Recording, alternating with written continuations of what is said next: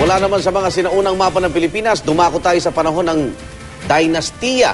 Diyan naman po sa mga sinaunang hari sa Egypt. Tampok sa isang exhibit sa France ang mga replika ng labi at mga kayamanan sa panahon ng tinuguriang boy pharaoh na si Tutankhamun. Mula sa Paris, France, aksi si GMA News stringer Richard Villanueva.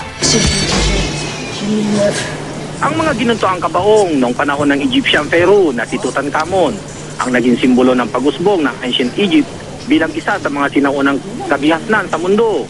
At sa pambihirang pagkakataon, makikita ang replika ng mga ito at ang libo-libo pang kayamanan ng kanilang panahon sa exhibit na pinamagatang Tutankhamun, His Tomb and His Treasures sa Paris, France. Sa mga pelikula, dokumentaryo, history books, marami ang nahihiwagaan sa kasaysayan ng ancient Egypt. At dito nga sa exhibition hall na ito, saksi tayo na buhay ang mga misteryong bumabalot sa mga katauhan ng mga parao. Animoy nagbalik ka sa panahon ng mga pharaoh pag nakita mo ang mga sinaunang simbolong ito, gaya ng life-size na tronong ito ng mga parao, pati ang mga sinakyan nilang mga chariot, mga bangkang minsan naglayag sa Nile River, at mga armas bandigma gaya ng kutsilyo, pana at sibat. Maging ang replika ng mga pampaganda ng mga kababaihan noon sa Egypt nakadisplay rin.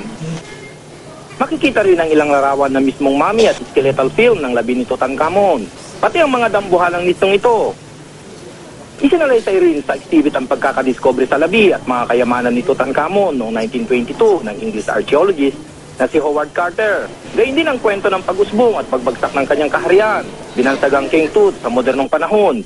Si Tutankhamun ay kilala bilang isang boy parao. Matapos umakyat sa trono sa edad na 8 hanggang 10 taong gulang, pinaniniwala ang walang 20 taong gulang si Tutankhamun nang siya'y mamatay. What's important for us is to tell the story of the discovery of the tomb. And you can't do that with the real pieces. People are generally very, very happy once they leave the exhibition. It's open to people of all ages. Mula sa Paris, France, ako si Dick Villanueva, ang inyong saksi.